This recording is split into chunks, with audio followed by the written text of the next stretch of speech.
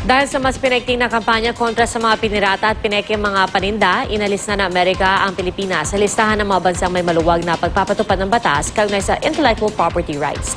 Balita natin ni Bam Alegre.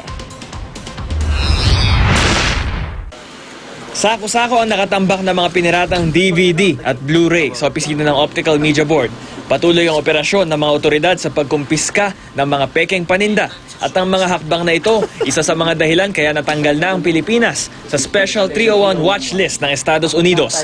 Mahigit isang dekada rin tayong nasa listahang ito dahil hindi raw sapat noon ang proteksyon ng intellectual property rights sa Pilipinas. Economy-wise, uunlad ng ating bansa, magtitiwala sa atin ng iba-ibang mga pangalan, mga name brands na mga napapirate dati dito sa Pilipinas, no? Pati na rin sa mga pelikula, yung optical, no? Nabawasan ng malaki, no? That's why if you notice, Quiapo was taken out of the capital city of ng piracy, and it was taken out, and we still go there and do our operations.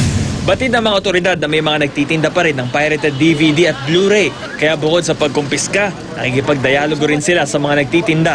Pero bahagi lang ang OMB ng National Committee on Intellectual Property Rights. Binubuo rin ito ng PNP, NBI, DOJ, IPO at Customs. Kaya hindi lang puro pekeng DVD ang binabantayan nila.